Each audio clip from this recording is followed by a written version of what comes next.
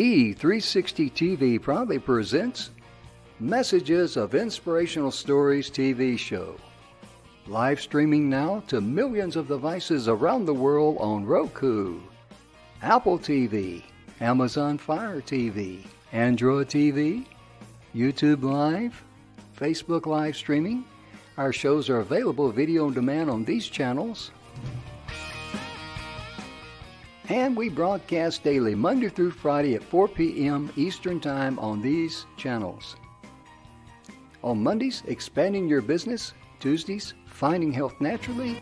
Wednesdays, Mentoring Our Youth. Thursdays, Pets We Love. And on Fridays, Women in Leadership. Brought to you by our producers and hosts, Jim Grant and Donna Guinois. Along with our host, Beata Severin Reed and Emerson Brantley. Supported by our admin team of Michaela Vidal and Gaia Guinois Balconi Weda.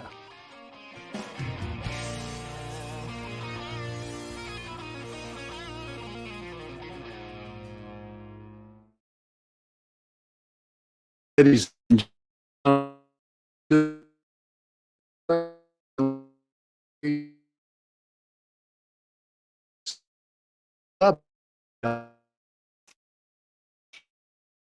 we'll talk just for, but we'll hang in there.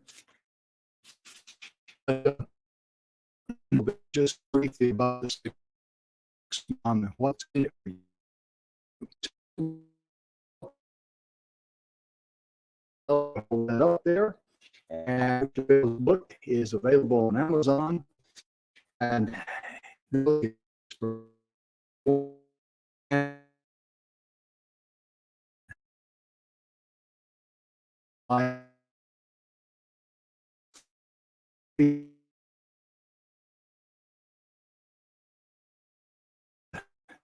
an issue here.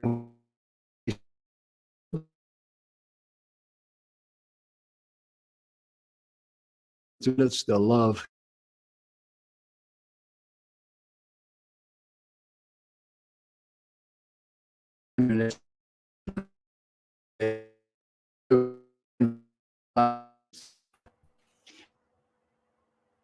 Did you introduce me, Jim? I think I did. I think I did. I've got to do a little switch here on the internet. Yep, your connection's really bad. About the only word I heard was book. That's and your video is gone too. Okay, all right. Well, so oh my gosh, I can just see now that I'm full screen. You can see all the clutter behind me like that big fan. But anyway, what I'll do, if my connection's good, when I'm guessing it is that we're going to review what we spoke about in the last few episodes that has to do with buying some real estate without coming up with a lot of money out of your own pocket. So whether it's an apartment building or a house, we talked about how you can buy it with no money or very little money. As an example, we also spoke about how buying an apartment building or an additional house besides the one you're living in supports you in creating wealth, how to find, and I spoke about an apartment building, how to purchase it if you don't have money, how to evaluate the building, because before you buy it, you want to know that you're going to have a return on your money, that it's going to help you cover any money you borrowed. We talked about how to the formulas to use for the building. In other words, gross rent multiplier, return on investment, internal rate of return, cap rate, and things like that. Then we spoke about how to buy the building now that you've determined you want it using a letter of an intent, LOI. Now today, we're going to consider what entity should own the building. Should it be you personally? Should it be a limited partnership? Should it be a limited liability company? We'll talk about how to find tenants, how to advertise for them, where to advertise for them. And if we have the time, hopefully we do, we'll get into the lease you should use or the components that should be in a lease so that you are protected from having tenants who could create problems in the building. So that's what we're going to cover today. Hi, Jim. Things are looking good on your end now. How did it sound at my end? Ladies and gentlemen, I apologize for that, but sometimes you gotta, technology is fantastic when it works, and when it doesn't work, everybody knows it. I had to go down to the. Why don't you reintroduce things like, the folks at the 6-minute webinar and the book? Okay. All right. Because no one probably got any of that information. Okay, very quickly. We are brought to you by the 6minutewebinar.com. Rennie is very familiar with that, and I believe that's where we first met. I'm not sure. We go back a long ways. Yep. And also Mr. Bill Heinrich, his book, The 7 Levels of Truth. You want to be able to get this book. This is a great book. We endorse this book. Bill is a personal friend of Rennie and mine. And we both can tell you he is a straight up guy. He's a straight shooter. He will also give you a complimentary conversation about what's blocking your energy, what's holding you back. Because in this book, 30 Years in the Making, this is all about discovering your birthright to enjoy love, the abundance of love, happiness, and joy, and the success that you so richly desire. That's it in a nutshell. The 6-minute webinar, that's just a wonderful way of being able to get your ideal message across to your ideal customer. Because if you're talking to a customer that's interested in expanding their business, they don't want to hear about how you invest in stocks and bonds and all these other things you do, because most business people, they want to share everything. And that just blows people out of the water, because think about when we get an email in or you see an ad, you click on it, you want to know one thing and one thing only. Can that person, that product, that service, can it solve what you're searching for? That's it. In a nutshell. Is that a good way of explaining it? That's it. I mean, it creates the clarity, not only in delivering your message, but also in creating your message. Ooh, doesn't it though? Yeah. It really is, because if you're going to make come up with a campaign, promotion campaign, ad campaign, you get the 6-minute webinar. And I tell you what, ladies and gentlemen, you will get clarity like you would not believe. And I'm rolling down here because normally I have someone in the studio backstage helping me. But since I'm by myself today, the big three, me, myself, and I'll eventually put up the 6-minute webinar there. But it's really a wonderful program for you to be able to experience. Every single person that has tried the 6-minute webinar, ladies and gentlemen, they have one thing and one thing only to say: wow, this is impressive. And I remember the first time Rennie was in there doing the 6-minute webinar, and we had a whole bunch of people in there. We're walking them through step by step by step. And he says, I was wondering why it would take 3 hours for us to do a 6-minute webinar. You remember that? Yeah, I did ask that. Yeah. Yeah, they put you on the hot seat there, but was your time well invested in it? Oh, absolutely. Absolutely. And not only that, what I realized when we were done is that people don't have to connect with you by you presenting a 1 hour, 90-minute, 2-3 hour webinar. That accomplishes everything you want in 6 minutes. It's absolutely amazing. Yes. It has an opening, and it has an introduction, and a body, a close, and a call to action, all within 6 minutes or less. And here it is. The 6minutewebinar.com. That's the website there. So I'm slowly getting up to speed today because it's a Monday. Yeah. Rennie, of all the topics you talked about, you gave a quick recap. I always like to share with the folks that wealth on any income, and I'm going to put your website up there in just a moment as you explain it, but 100% of the profits of wealth on any income go to charity. And I'm going to reduce my screen for a moment, let you talk about that and that charity, if you would, sir. Thank you. So hi, Jim. Technology is so fun. So yes, when I'm supporting people to learn how to handle money powerfully so that they can choose to work or choose not to work. And the objective really is for people who have a heart and want to donate and become philanthropic. Those are the people that we want to talk to. And as an example, I donate 100% of the profits from my books, from my programs, teaching other people how to handle money. And it goes to various animal and veteran charities. One of them that gets a lot of the money is right up here. It's called Shelter to Soldier. They rescue dogs from environments where they would have been euthanized, and they are trained instead to be service animals for soldiers who've come back with PTSD, traumatic brain injuries, other issues.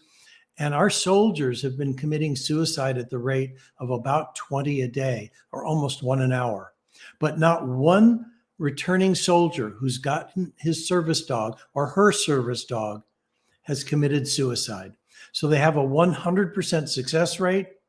So among the charities, they get a bulk of the donations from the profits from my teaching other people how to handle money powerfully and become philanthropic.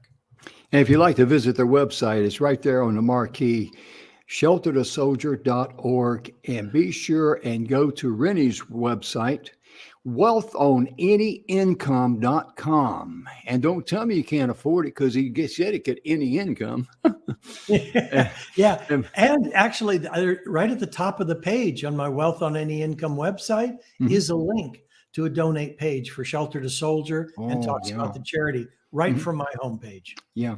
Now, we were going to start out today with you had a bunch of topics you want to cover. Which one do you want to start out with? I think what I'll do is do the brief one, which would be having an entity to hold the purchase, whether it's an additional house, whether it's an apartment building. Amen. Because one of the things that can happen is if you make a mistake in your tenant, or a tenant slips and falls, or some government agency wants to come after you, if you have it in an entity that is separate from you as a person are protected.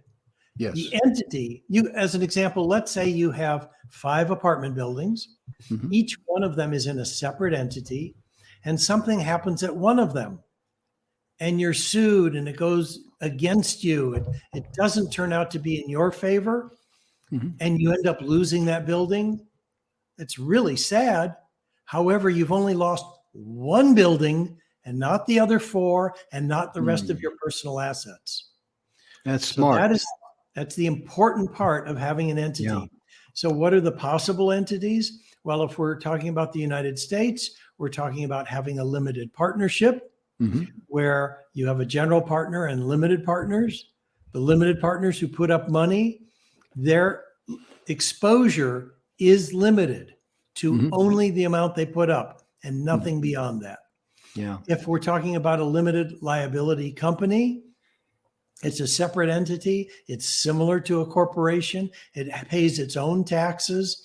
And again, it is separate from you as a person. So that's just a couple of examples. Yeah, that's very wise, because in lawsuits in the United States, the very first thing an attorney does that's going to prepare the paperwork to sue you, they're going to try to find every single asset that you own. So if you own 5 different buildings and they're under 5 different LLCs or whatever, 5 different entities, they can only attack the entity where the lawsuit supposedly was generated. They can't attack the other 4. So that's you might want to make a mental note of that, because that's very, very, very important. Or instead of a mental note, write it down. Yeah. So that's what I wanted to cover briefly, because the other things take a lot of time. And as a matter of fact, when it comes to the lease, when I'm teaching my UCLA class, which, by the way, they can get if they go to my website, they can get that whole class for $127. Wow. It's like 3 hours worth of videos and all the documents. But the point I'm making is that just going over the lease can take 45 minutes just to go over that one item. So I'll just be highlighting some things for that from that when we get to it. Anyway, so let's talk about finding tenants. Now that you have acquired the building, You own the building, you got the financing in place. Now you're ready to start finding tenants, unless the tenants are already in there. If they're in there and they're good people, fine, let them stay. If they're not good tenants, you may want to ask them to leave.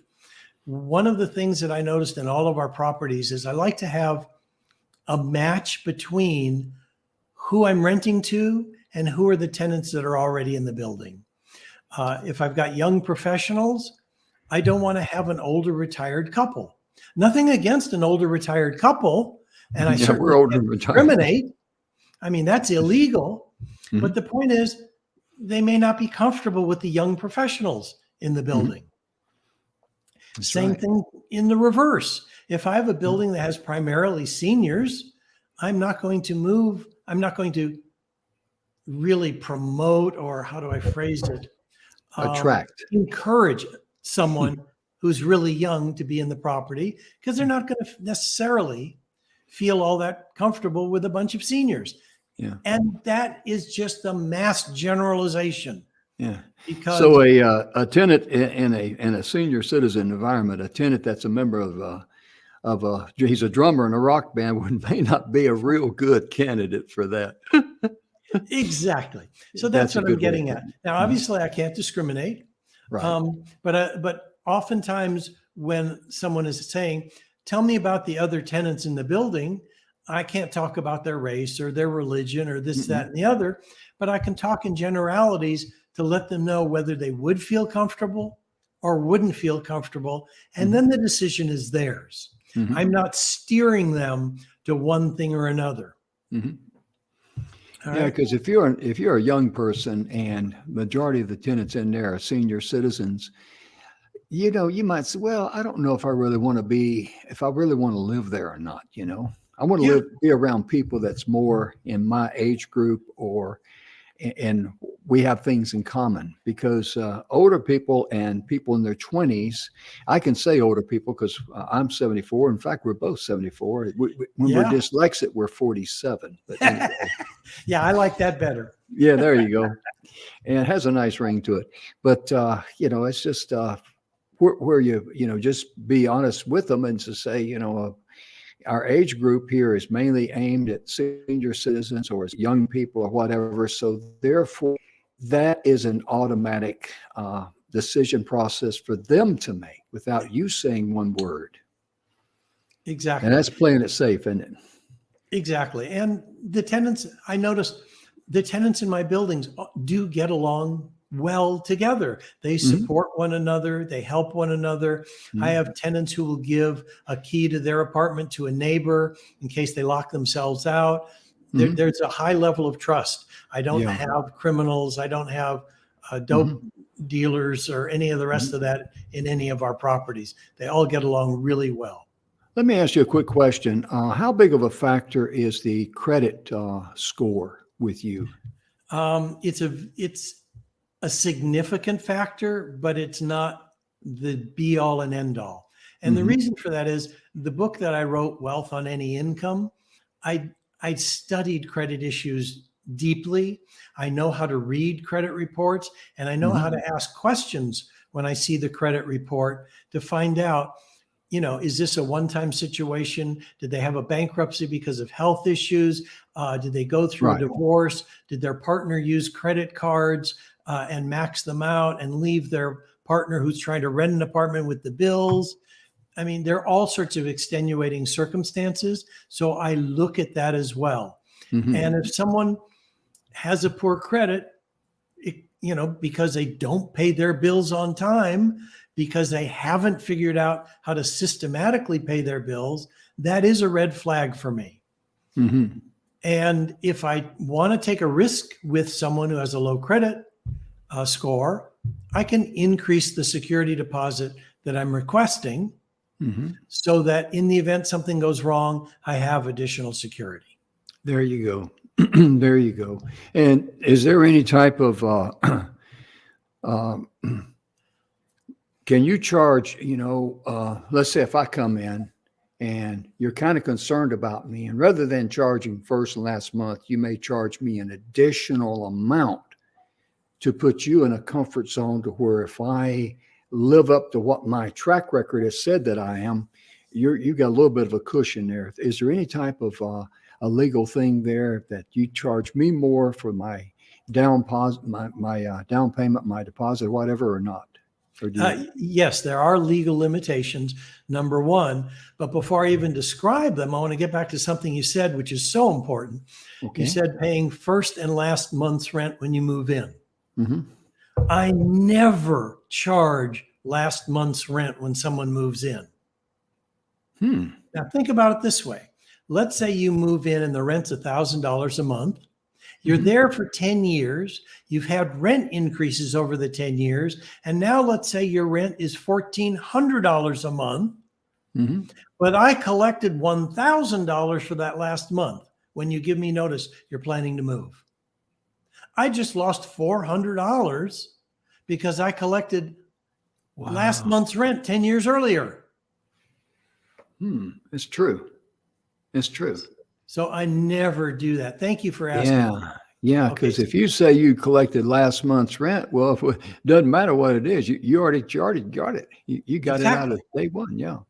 That's interesting. I never thought of that. Go ahead. So now what do I do if someone's, let's go back to the situation. The rent's $1,000 a month.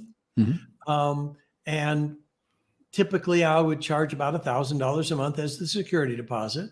If their credit is poor, then I can request $2,000 a month. So I can double it. And that's the limitation. Now, unless it's a furnished apartment. If it's a furnished apartment, I can actually go to $3,000 for the security deposit. Wow. But again, it has to be a furnished apartment. Otherwise, the limitation is 200% of the rent.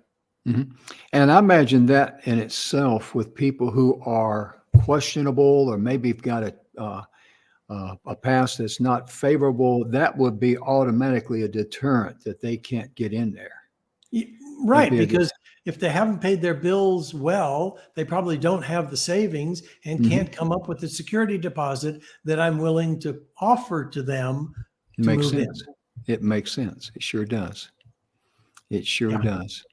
That's a good point. And that's another good thing you folks need to write down, because, and also check with your state laws, because state laws may vary from state to state. But if you're within the law and you know the law, then you got your back door shut. And that's an old expression, keep your back door shut so the wolves can't come in. And because if there's anything that that's illegal, you're leaving yourself open to a needless lawsuit, a lot of hassle, and a lot of heartache. And it's 100% avoidable if you know the law. And you may have to hire an attorney, but that'd be money well spent. Absolutely right, Jim. And not only that, in California, it can even be different from city to city. As an example, in Los Angeles, we have rent control provisions on how much you can increase the rent from year to year. Burbank, which is a different city, also has different requirements for increasing rent. So those are the things that are important. And what you said is so right on. You need to understand the laws, not only in your state, but in your community and in your city, because they can vary from location to location. I didn't realize that. That's a good point. I'm glad you brought that out, because it's, you think you're okay at the state level, you're good to go, but not necessarily. Not necessarily. Exactly. So thank you for bringing it up. Thank you, Jim. So let's talk about, how do you find the tenants? Where would you advertise for them? Well, Craigslist used to be the go-to place. I still use that, but unfortunately there are so many different scams on Craigslist that people just don't want to use it anymore. I mean, and it's happened to me. I've posted an apartment for rent for, let's say, $1,500 a month. I describe the apartment. I have photos of the apartment, and someone on Craigslist copies down all of what I said, copies the photos, reposts the ad offering that same $1,500 a month apartment for $750 a month, and gets people to pay a deposit without ever meeting with them, not doing the credit report. And people, this has happened. I had some people go to one of my buildings, knock on the door and say, I don't understand. What are you doing here? I've just rented this apartment. And my tenant said, how could you have rented this apartment? I've been living here for 2 years. They said, well, I paid a deposit and everything for this place, because they paid it to a scammer. Let's address that right there, if you would, please. Let's say that you're on Craigslist and you're the real deal, and I know you are. And if someone is going to contact you and going to do a deposit and all that, what is the procedure or the recommended way that you do it? That's a great question, because that'll separate the people who are real from the people who are committing frauds and scamming people. So they see the apartment. I direct them to my website where they can get more information. On my website, they can fill out the application. From the application, I'll determine if I even want to run a credit report. They pay for the credit report. I go through the process of communicating with them, letting them know I got their application, here, I'm requesting money to run the credit report. I provide a copy to them. So they are in the loop of communication all the time. And I don't rent it to someone unless either they or someone else has seen the apartment. I've had tenants move across the country into one of my properties because they had someone local who was willing to see the apartment on their behalf and let them know, does it look good? Does it not look good? Are there pets in the building? Are people smoking in the building? Does it look like a tenement? Does it look like a trashy place? Is it in a good neighborhood? So I go through that process. And I remember I had a doctor who was moving from New York to Los Angeles to do work for his residency in cardiology. And he had his uncle who lived in Los Angeles check out the apartment. The uncle was able to say, yes, it's a real place. Yes, it's in a good neighborhood. Yes, I think you'll like it. And that tenant stayed for like 6 years. Oh, yeah. Oh, yeah. So, and that's just one example, but I've done that multiple times. On the other hand, here's how it would work with a fraudster. You call on the ad. The person says, oh, yes, this is available. You sound like a really nice person, but I'm going out of town. So I'll tell you what I'll do. You just send me a check for the deposit and I'll mail the keys to you and you can move right in.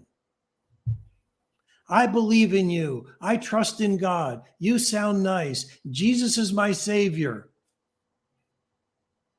Now, I'm nothing against religion or Jesus. Oh, yeah, I understand. Hearing that conversation when they're asking for you a deposit, they haven't met you, they're not running a credit report, you haven't physically seen the apartment, you're getting scammed. Yeah. I tell you, scammers are a dime a dozen. And about 2 years ago, I had my ID stolen. Not credit wise or anything like that. They had stole my online ID.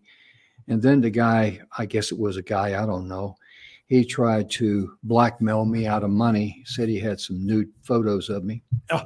And so what I did, ladies and gentlemen, since this TV show is seen all over the world, I got in touch with the federal government, the FBI, the ICC, I think it is, and I reported everything. And then I copied all of his emails and posted it there. And, and maybe I shouldn't have done this, but I did respond to him since he already had my email address. And I says, if they're any good, let me know. My wife would like to have some because she ain't got none. But nothing ever came of it. So if anyone ever tries to scam you for money, regardless of what they say they quote unquote have, get in touch with the authorities, because one thing universally around the world, the authorities in your country, they hate scammers. Everybody hates scammers, especially people who are trying to blackmail innocent people who have done nothing wrong out of money. So don't lose sleep over that. Take the initiative and put them in their place. Yep. And I've gotten the same kind of stuff, similar. Yeah. They didn't have nude photos of me, They didn't. but they told me they had installed a keylogger on my computer, and they knew all the porno websites that I'd gone to, and they were going to let everybody on Facebook know all about these porno sites that I'd been on. Wow. Which I knew they didn't have. One, because I've never been to any porno sites. And I know two, what you mean. I know that I have enough security on my camera with firewalls and malware bites and internet, all the antivirus programs. There's no keylogger on my computer. Oh yeah, absolutely. So absolutely. I knew it was, as long as you know what you're doing, you can protect yourself from scammers. And yes, tell the authorities. Yeah, get in touch with them immediately. Do not lose any sleep over that, because these people. I forgot one important thing. He sent me an email back and he says, "Jim, you better not. You better not. You better not." I had that guy scared to death, and I said, and I didn't respond to that one there. I scared him to death because when I told him I'm going to report him to the ICC, I'd already done it. Yeah, that scared him. You could say that, and then you don't have to leave him hanging. Say, nope, it's already been reported. Yep, that's right. Yeah. But I still would like some of those photographs of my wife, because, she doesn't have any, Well, you just have her take them. Well, they didn't look as good as what I do. I mean, my photographs, I think, I don't know for sure, because, she's never made this suggestion, neither have I, but I think the ones he had probably looked a lot better from some other model than I did. Yeah. Oh, you know what? Now that you're talking about that, I'm thinking maybe I could just paste my head onto some really good looking 30-year-old guy and hand that to my wife. That would make her happy. Yeah. Do you think this face would work on a good looking young fella that's got a nice bod? Oh, well, okay. It wouldn't be a match, but what the heck? Yeah. It'd be good for a laugh, wouldn't it? Exactly. It certainly would. It certainly would. So Craigslist is a possibility. Then here are some others. Realtor.com, which is in the United States. You can list on. Apartments.com is another one. Trulia is another one. Yeah. Let's see. So if you just type into Google, where can I see apartments for rent, you will get a list of all the places that you could market your apartment for rent at the same time. And I believe all those places you mentioned, like realtor.com and all that, they're a little harder for the scammers to get in. I think. I could be wrong, but I think nothing's 100% proof, but I mean, it's not high on the list of scammers. Scammers are always looking for the easy money. That's why they're scammers. They don't want to work. Exactly. And I believe you're right, because I don't recall getting any phony emails from any of those websites like I have from Craigslist. Yeah. So that's where you can advertise for tenants. Now, what do you say in the ad? That's an important thing to understand. When you're writing, when you're writing an ad, you want to write it in a way that it's enticing, that it's compelling, that it sounds like you have a beautiful place to rent, and hopefully you do. Hopefully you have painted it. Hopefully it is cleaned up. Hopefully, the blinds or the curtains are clean. The carpeting's been shampooed. If you've done all those things, you want to let the prospective tenant know that. So there's a difference between writing an ad that sounds like this: 2-bedroom, 1-bath apartment, for lease, $1,500 a month. Big deal. Okay. So when I'm writing an ad, it's like, I have a gorgeous 2-bedroom, 1-bath apartment with hardwood floors throughout. It's in a fabulous neighborhood within walking distance. By the way, you can't say you can walk to. Someone's in a wheelchair, they can't walk to it. Ah. But you can be walking distance to grocery stores, retail shops, the bus line, the train station, whatever, so that the ad is compelling. You're in a quiet neighborhood. You can't even say this is ideal for single men, because now you're discriminating against single women. You can't say this is great for white people, black people, or people from India. Again, discrimination based on race or ethnicity. You need to, like you said earlier, you need to know the law, not only in the state, but in the country, as to what you can say and what you cannot say. You can't say, this is a Christian only building, or this is a Jewish only building. Again, discrimination. Yeah. Okay. You know, the thing that you were saying there, and that I picked up on, and this is one advantage of the 6-minute webinar, to give you an example, you were painting a mental picture of what that apartment is like. Yes. That's what you want to do. And that is perfect. That is absolutely perfect. And that's what the 6-minute webinar does, ladies and gentlemen. It helps you the best way you can possibly present to your ideal client. Because that's what Rennie wants to do with his apartment. He wants to attract ideal tenants, people that he wants to have, in his apartment buildings, people who are the right kind of people, You're absolutely right. And instead of saying fresh paint, it's freshly decorated paint colors. Now, that's different than just I painted it all white, or that it's Navajo or something of that nature. It gives a better impression. Yeah, it sure does. Yeah. I mean, does it have views? Is there a swimming pool? Is there a gym? Whatever is available in the property should be in the ad. I just realized something that I don't say. In other words, one of the things I do every time a new tenant moves out and a new tenant's moving in, I change the locks on the apartment. I don't need some keys from a previous person wandering around. Yeah. And so for security purposes, I'm always changing the locks. And I realized I never say that in an ad, though. Maybe that's something I should include in my ad. Yeah. New locks. Yeah. Because that would be very much important to someone that's got children. Yes. It really would be. And as an individual, I'd be concerned about having new locks on the door. I really would. Yeah. I mean, and it doesn't matter if you're a man, a woman, or you've got children or not.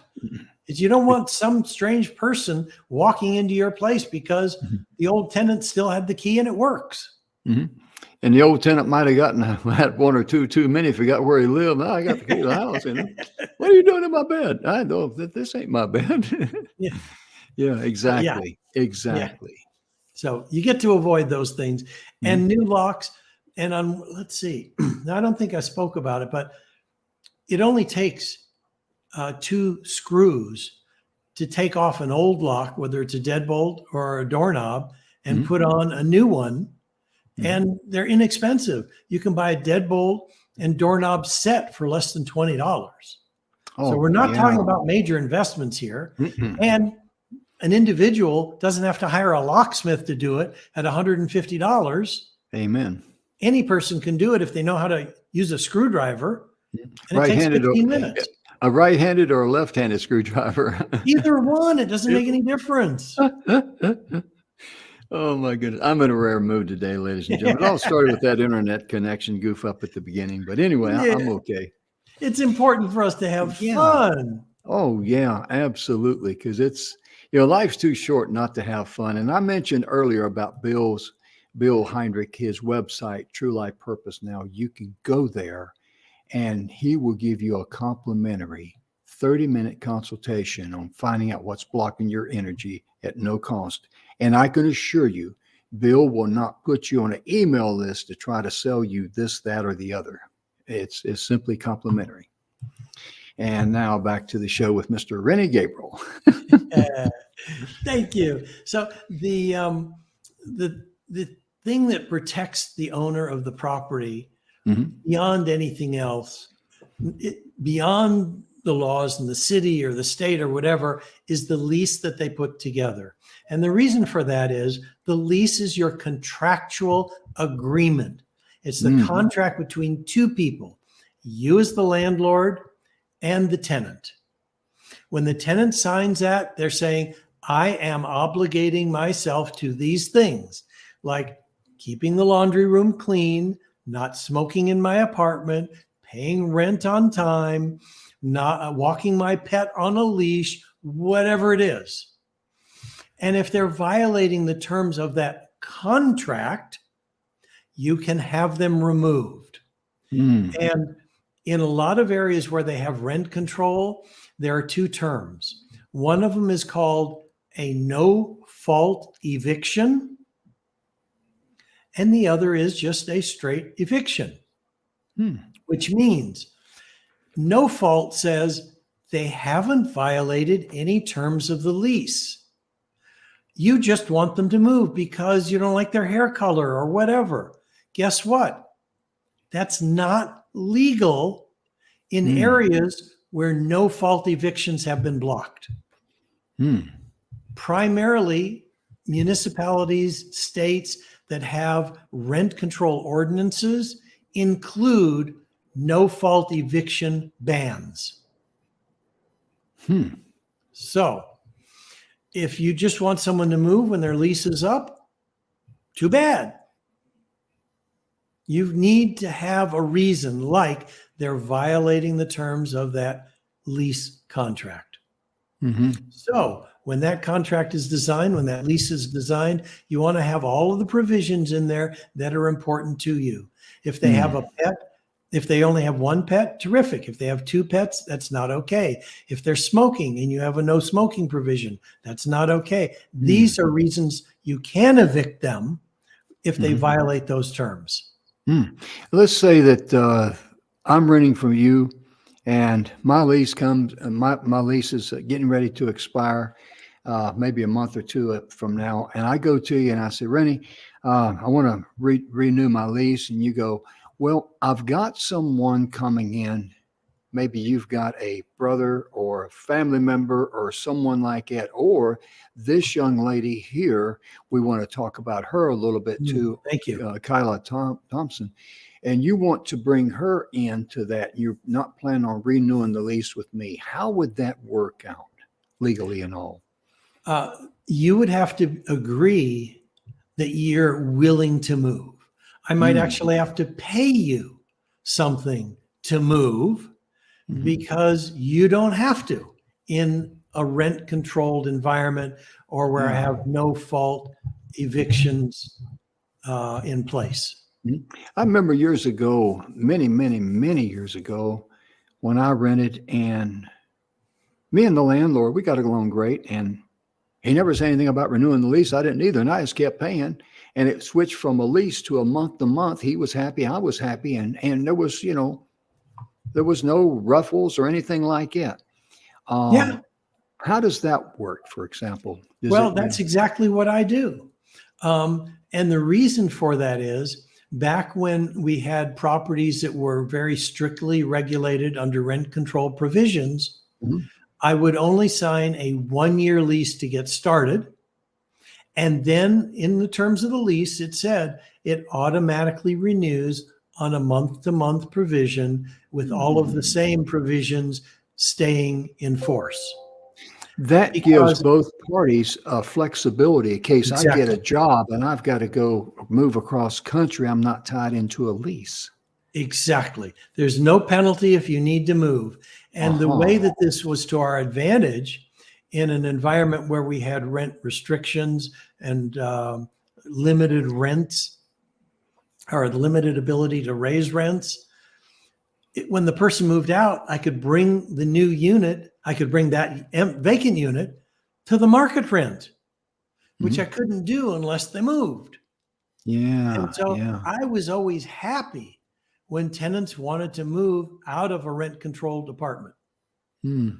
So I always had it renew on a month-to-month basis. They knew that. They had the freedom to move with nothing more than a 30-day notice. Mm. So, Yeah. now I see the thing for the GoFundMe. So Yes. let me talk a little bit about Yeah. Kyla. This Yeah. is a lady who at various times was homeless. She was living in shelters or had hotel vouchers. She had a little girl, 5 years of age. And last year, her 2-year-old daughter, who had health issues, passed away in her sleep of a heart attack. Wow. So, I mean, that was, if someone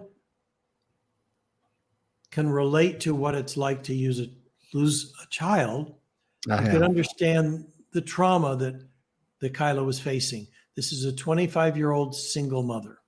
Mm. Anyway, so with the death of her daughter, and the difficulties in finding a place, she'd spent all her resources taking care of her daughter, and she ended up being homeless. Mm. So we've taken her under our wing. We've provided all sorts of stuff to her. I gave her my car to drive because the car she was using was her mother's car and it broke down and stopped working. And to make extra money, she was driving DoorDash. I gave her my car to use. She was working at FedEx from 1 a.m. to 7 a.m. And her mother would take care of her 5-year-old. I'm talking about, this is a hard working person.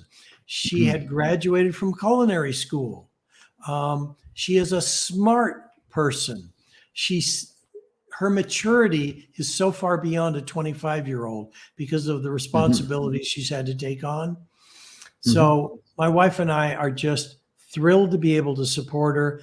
And in addition to that, we set up a GoFundMe because she's now also enrolled, besides getting a job recently to drive a city bus, and she's being trained for that. She's also enrolled in nursing school because she wants to be a nurse. Wow. She And wants I got to be an give a advocate shout out for other people. pardon me for interrupting. I got to give a shout out to nurses. Nurses are very, very, very special people. Yes. And they have a heart that is just comes straight from the source of love. They really do. And every time I've been in a hospital, I've been very, very, very fortunate. The nurses always treated me with a lot of respect, a lot of kindness. And I just want to give a shout out to all you wonderful people, men and women in the nursing field. I mean, we couldn't live without you. That's what I'm saying. Yeah. We really couldn't. And I'm so glad about that. So please go to that fund there, GoFundMe. And the number there, I'll read it, is 9752. E as in Echo, B as in Bravo, D as in Delta 2, the number 2. And be sure and check out that young lady and help her out, because it's amazing how she's just really, and I want to ask one quick question. How did your paths cross? How did she come into your life? That's very important. Yeah. Well, we do all sorts of charitable things. This past Christmas, my wife volunteered through a social services agency to give gifts to families that had requested help. And whether, someone who wanted coloring books for themselves or a child, or wanted staples like toilet paper and cleaning supplies, or books or whatever, they made those requests to the social service agency, and the social service agency picked people that they felt could benefit from this. And my wife chose 4 people to donate things to. And she met Kyla and her daughter and just was taken by her, the maturity, the hard work ethic, and everything else, and said, Rennie, we've got to help this person.